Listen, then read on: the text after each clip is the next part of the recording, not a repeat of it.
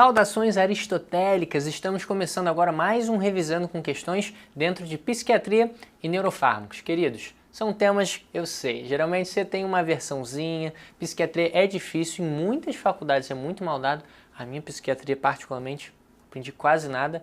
E, gente, super importante, talvez seja aí 1/3 da atuação de muita gente no dia a dia. Você vai lidar com isso no CTI, vai lidar com isso na emergência, em casa, com os colegas, com pacientes, com familiares. Então, a gente tem que conhecer.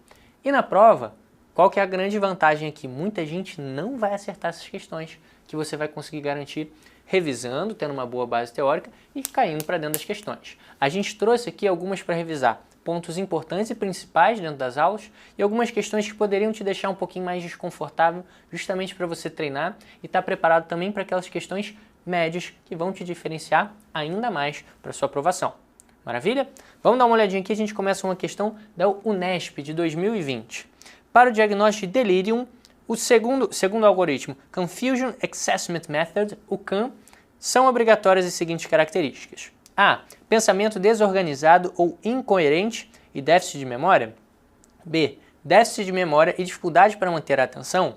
C. Agitação e modificação aguda do estado mental. Ou D. Modificação aguda do estado mental e dificuldade para manter a atenção. Queridões, delírio você vai lidar muito na sua prática no CTI, principalmente pacientes idosos, paciente pós-AVC ou paciente com algum grau já de um quadro demencial prévio. São os pacientes que com mais frequência têm um delírio.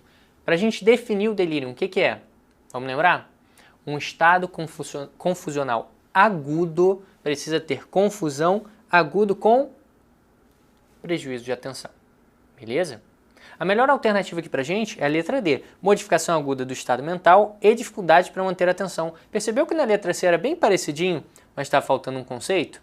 Isso acontece com alguma frequência. Tem alternativas boas, mas incompletas, tem a resposta melhor para você obter. No CAM, quando você olha lá a tabelinha, ele te dá também as estratégias de como você testa essa atenção do paciente e esse estado mental. Que lembrando, ele pode ser agudo, pode ter aparecido ou pode ser flutuante. Geralmente é um paciente que está com uma alteração metabólica aguda, um estado transitório, um paciente que desidratou, paciente com distúrbio eletrolítico, um paciente que está ali tentando se recuperar de uma infecção ou que utilizou muitas medicações. Tem que ter essa atenção também, que algumas medicações podem facilitar, predispor que o paciente tenha um estado confusional agudo. Dor, internação prolongada, muito barulho, muito ruído no seu CTI, muita cautela, isso é super frequente, tudo isso aumenta a chance do nosso paciente ter delírio. Só para a gente lembrar mais um conceito, as órteses também desse paciente, aquilo que pode levar esse paciente a conseguir voltar um pouquinho mais para o seu dia a dia. Vamos dizer, um paciente precisa de ajuda de uma muleta para andar. Você não levou a muleta, o paciente não está conseguindo andar ali, fazer a fisioterapia. O paciente está sem os óculos no CTI, está sem aparelho auditivo. Como que ele vai se orientar e se situar? Então, dentro do possível, você voltar o máximo de dispositivos que facilitem esse paciente de estar próximo ali do seu dia a dia. Para a definição, lembra disso, estado confusional agudo ou flutuante com prejuízo de atenção. É muito frequente essa questãozinha e dá para garantir, vai? Lembra disso, conceito super importante, delírio vai aparecer muito na sua prática e aparece nas provas também. Próxima questãozinha, só para a gente reforçar aqui o CCQ. Conhecer os critérios do algoritmo CAM para o diagnóstico de delírio, que a gente já revisou aqui, beleza? Próxima questãozinha. Amrigs, Rio Grande do Sul, 2020. A conduta suicida tem sido cada vez mais compreendida como um importante problema dentro da comunidade acadêmica dos estudantes de medicina e da classe profissional dos médicos, percebidos atualmente como 2 grupos de risco com taxas de suicídio que podem alcançar até o dobro da população geral. Entre as medicações disponíveis para prevenir o suicídio, uma que se destaca por sua comprovada ação anti-suicida, qual medicação é essa?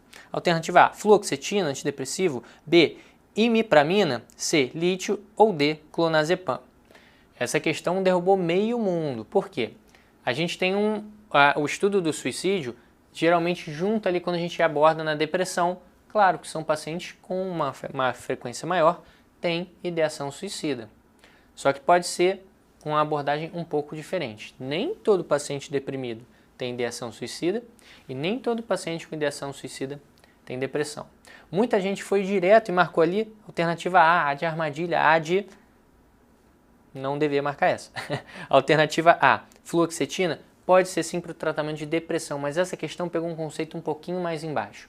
O lítio, que é utilizado para alguns pacientes, principalmente que tem variação muito grande do humor, tanto para cima, para mania como depressão, um estabilizante do humor, também tem uma comprovada ação anti-suicida. Para aquele paciente, que a gente, só lembrando como é que a gente aborda, pergunta se o paciente tem ideação suicida, se já pensou quando que vai fazer e como que vai fazer, para você graduar o nível de gravidade dessa ideação, beleza? Tem que ter muita atenção, eventualmente é um paciente que precisa ser hospitalizado, é um paciente que precisa ter a família ali próxima, uma equipe de saúde multiprofissional também. Muita atenção e, gente, percebeu um colega, só para a gente fazer um parênteses aqui super importante, questão destacou isso para gente, colegas de profissão, colegas estudantes de medicina ou colegas de trabalho, nossa profissão exige muito, tem uma cobrança grande, tem a cobrança de aprovação, de prova, do trabalho em si, de estar aprendendo mais, lidar com vida, lidar com morte, é um desafio grande, é uma pressão muito grande.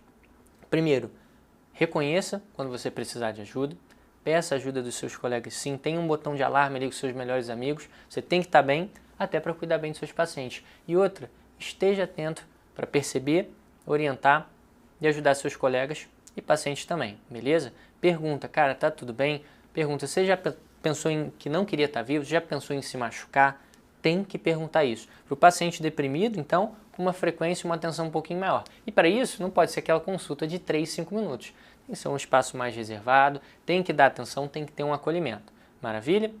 Lembrando, então, o grande conceito aqui para a gente falar sobre ideação suicida, qual medicação que comprovadamente protege o paciente mais do que as outras para esse foco. A gente não está falando de tratamento de depressão, a gente está falando de controle da ideação suicida.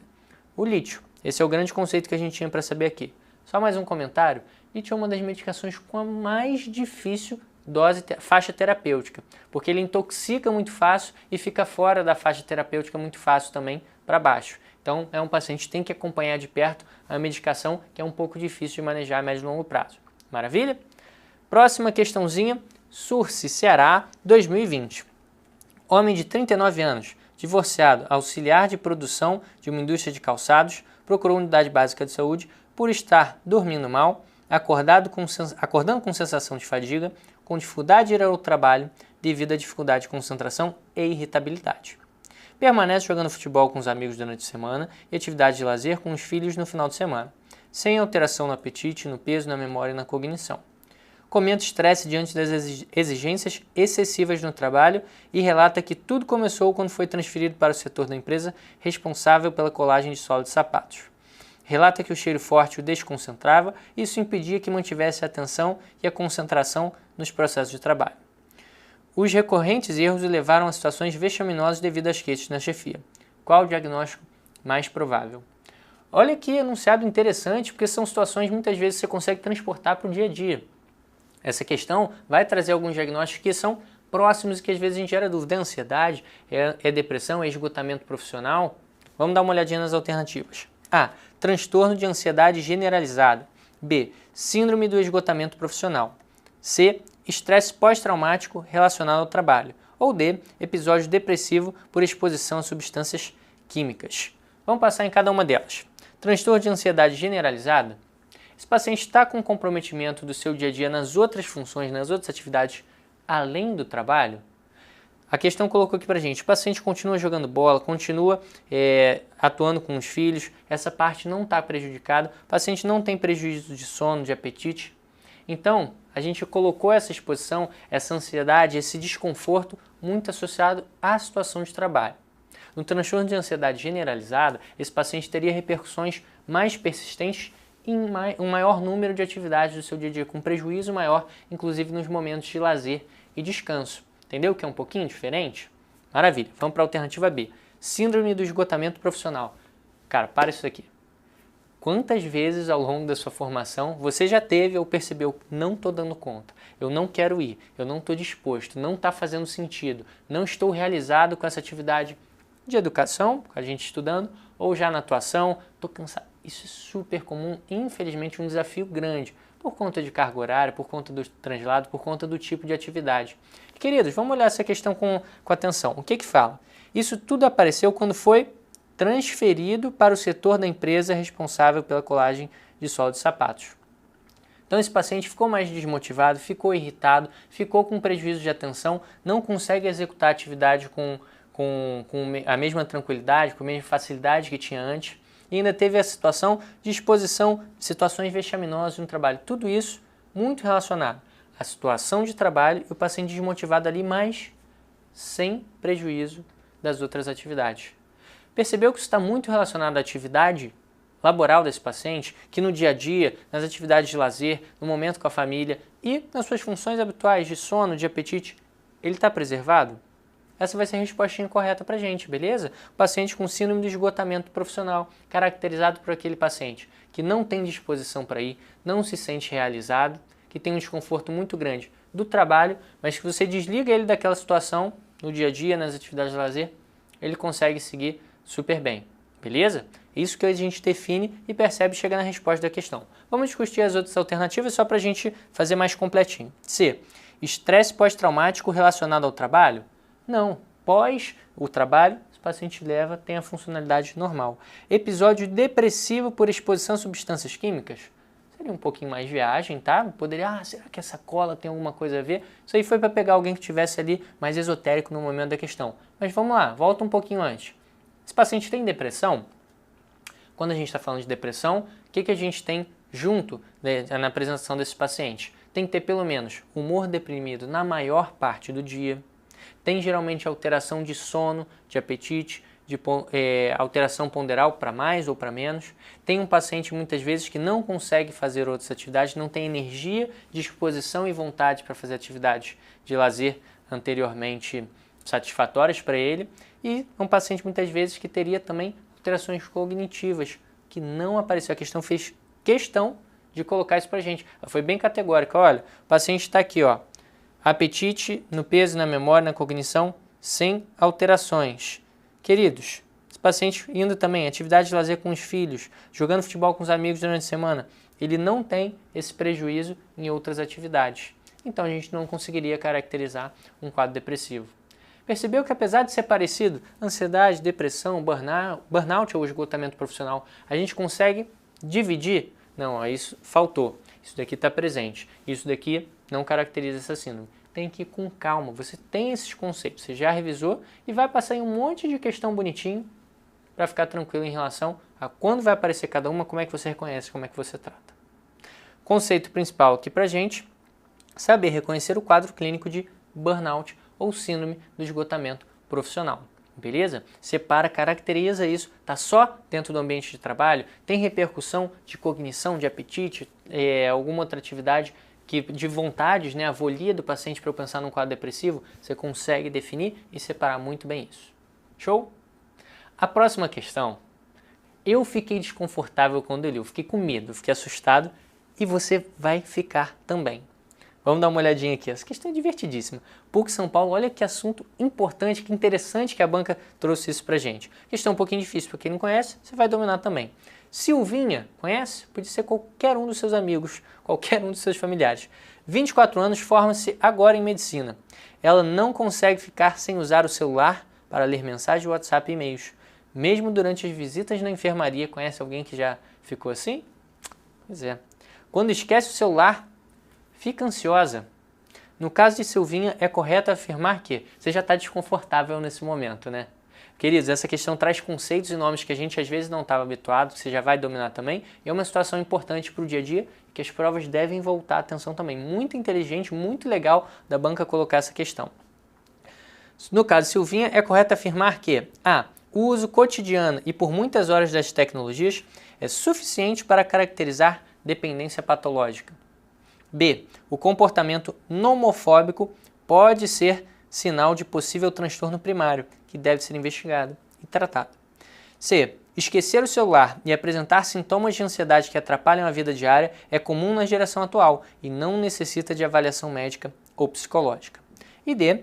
A rotina de checar a caixa de mensagens do celular e o e-mail ao acordar está cada vez mais comum e é um dos sinais que caracteriza vício.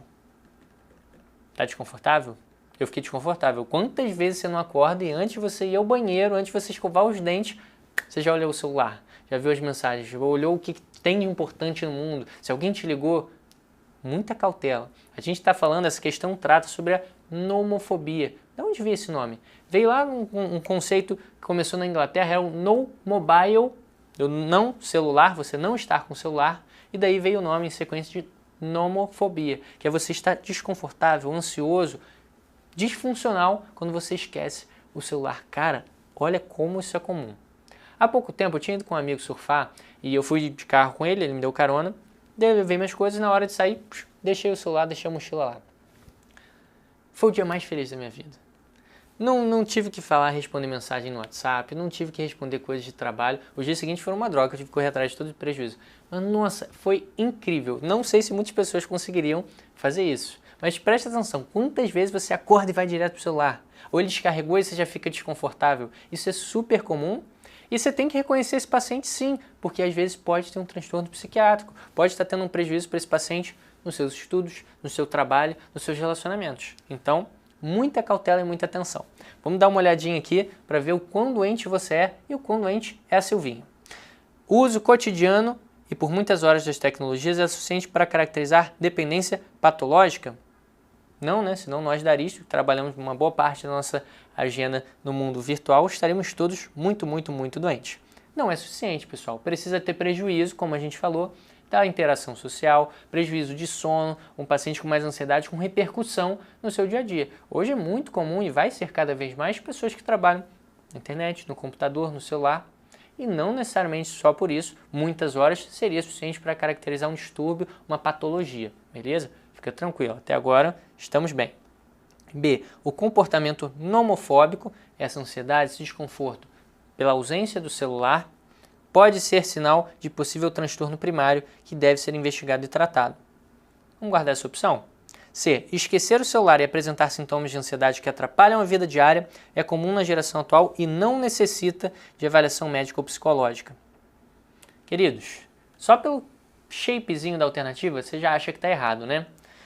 É comum e não necessita e tal, tudo que é muito taxativo a gente já olha com maus olhos, beleza? E vamos explorar essa alternativa aqui. Como a gente falou, é comum na nossa geração, é comum inclusive em pacientes idosos, não sei se já teve experiência de receber pacientes do CTI que perguntam, o cara tá lá com oxigênio, tá desconfortável, tá fazendo exame toda hora, cadê meu celular? Preciso olhar meu celular, preciso falar não sei o quê. Não aconteceu nada, a família já tá avisada, a família estava ali com ele, e às vezes um vovô precisa ali do celular. Então, geração atual não é só a galera nova não, tá bom? Mas se esse paciente está tendo repercussão no dia a dia, você não precisa de avaliação médica, avaliação psicológica?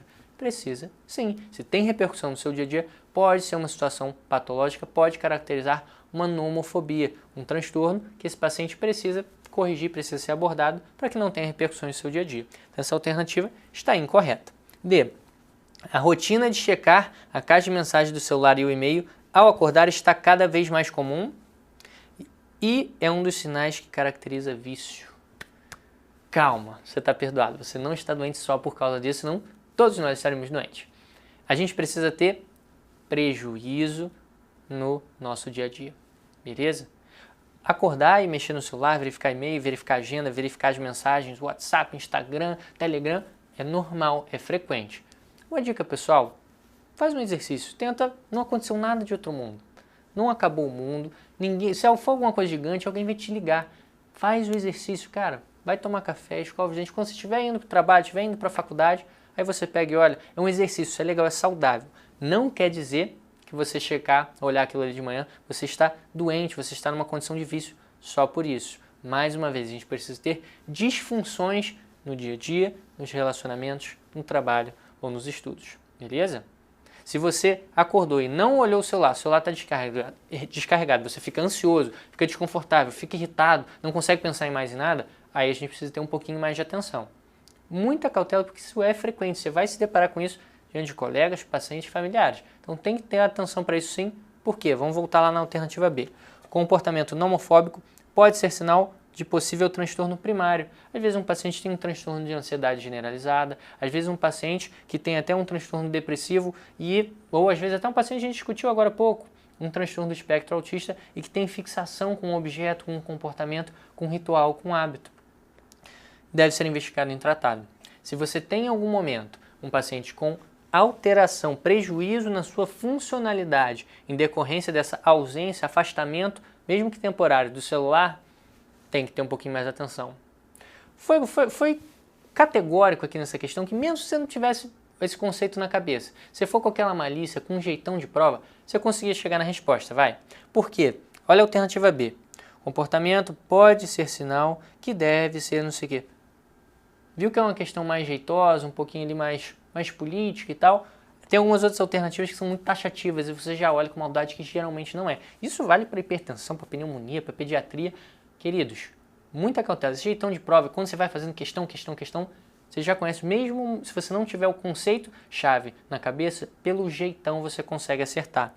A rotina de checar a caixa de mensagens, não sei o quê, está cada vez mais comum e é um dos sinais que caracteriza vício. Questão mais taxativa, geralmente não é a resposta correta. Assim como na letra C, olha lá. Não sei o que é vida diária, é comum na geração e não necessita de avaliação. Vai na questão mais ponderada, muitas vezes é a resposta correta, tá bom? Não estou falando para você esquecer os conceitos e passar direto e só na malandragem na medicina do gueto, tá bom? Vamos com calma. Conceito-chave aqui pra gente. O uso abusivo de tecnologias digitais pode ser sinal de transtorno psíquico primário. Deve ser investigado e tratado, principalmente quando temos disfunções no nosso dia a dia em decorrência disso. Maravilha? Questãozinha super interessante, tema legal, né, da gente ver. Você fica, imagina se pegar isso no meio da sua prova, você fala, caraca, será que eu tô doente? Será que eu tô viciado? Pode ser. Muita cautela. E o que a gente faz quando tem a doença? Quando tem asma, quando tem ansiedade, quando tem depressão, quando tem hipertensão, quando tem nomofobia? Diagnostica, trata, faz acompanhamento. Maravilha? Próxima questãozinha pra gente fechar aqui. Santa Catarina, Floripa, Santa Casa da Misericórdia, Secretaria Municipal de Saúde. Jorge, 32 anos, casado, 2 filhos. João, 4 anos e Miriam, de 2. Miriam, de 2 é mentira isso aí, né? Fake news. Iniciou há cerca de 3 meses o uso de fluoxetina, 40 mg por dia, para um quadro de depressão grave com ideação suicida. Embora tenha tido melhora importante dos sintomas depressivos, queixa-se que, desde então, observou redução do desejo de manter relações sexuais com sua companheira, Júlia. Refere manter ereção, consegue ter relações, mas a vontade reduziu consideravelmente. Mantém ereção matinal, nega problemas de relacionamento com Júlia, diz que ela é compreensiva, mas que o paciente se cobra muito por isso.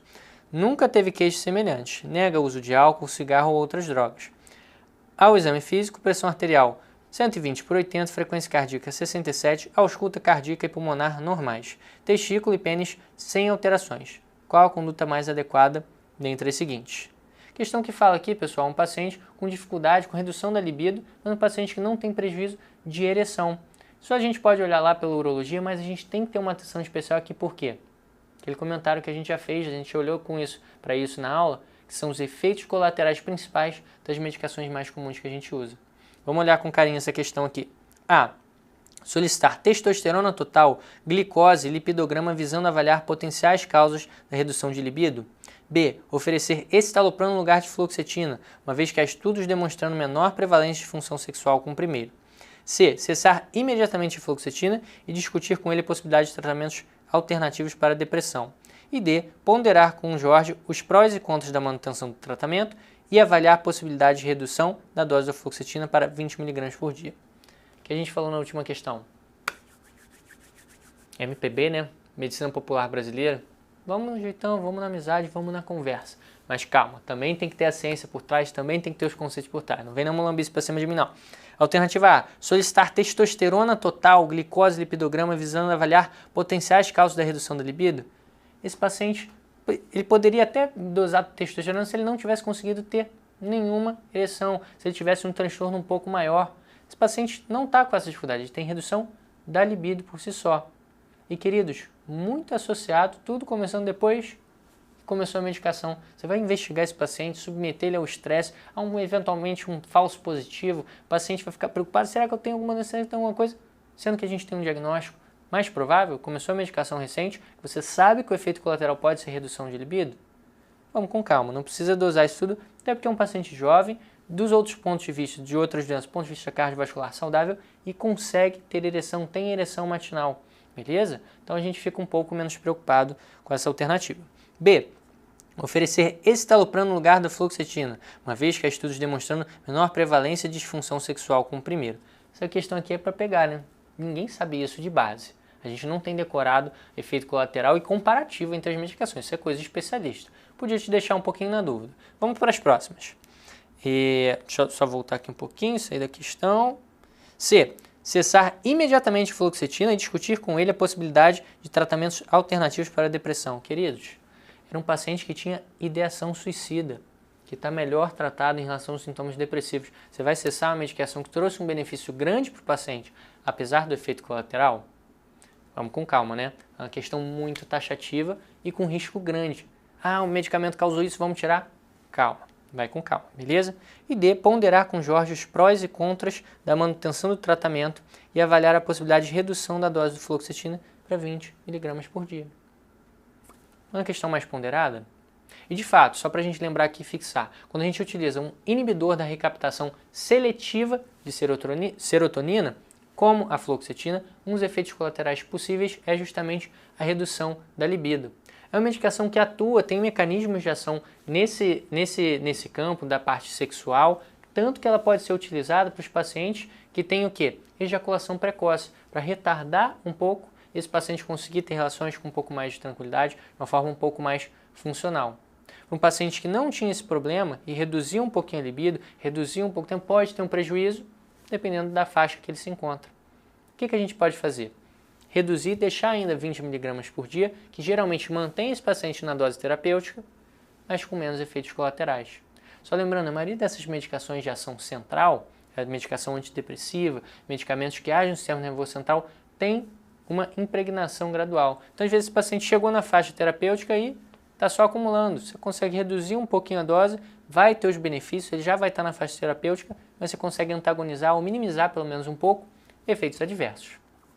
Essa questãozinha cobrava de ser um conceito importante, que é saber efeitos colaterais de algumas medicações. E, queridos, inibidor seletivo de recaptação de serotonina, você tem que conhecer, são super frequentes na prática, vão aparecer na sua prova as indicações e os possíveis efeitos colaterais. Só um detalhe aqui para a gente botar, fazer mais um comentário, se lembrar mais um conceito. Geralmente a gente coloca essa medicação na parte da manhã, porque o paciente pode ficar um pouco mais agitado se você utilizar ele de noite. Às vezes é um paciente que tem dificuldade para dormir. Última coisa que você pode fazer para o seu paciente que está deprimido. Maravilha? Tem que conhecer um pouquinho cada remédio, a indicação e os efeitos colaterais. Super importante, gente. Depressão, cerca de 10% da população tem que ter uma base. Você vai se deparar com pacientes, vai se deparar eventualmente com colegas. Na nossa profissão é muito frequente o diagnóstico de depressão, infelizmente. Familiares também, com frequência a gente passa por um ou outro caso de depressão. E é interessante que tenha uma fluência para a gente conhecer, manejar e ajudar um pouquinho melhor, seja quem for, nosso paciente, nosso amigo, a gente mesmo ou algum familiar. Conceito-chave aqui para a gente fechar nossa revisão. E saber a abordagem inicial do paciente com redução da libido induzida por inibidor seletivo de recaptação é diminuir a dose dentro da faixa terapêutica, 20 mg perfeitamente razoável que consiga controlar sintomas depressivos. Maravilha? Questõezinhas revisadas, psiquiatria é um pouquinho mais difícil, né? Vai treinar com mais questões, a gente trouxe aqui alguns assuntos para trabalhar junto, você ficar super afiado e garantir seu acerto na hora das provas. Um abraço e bons estudos!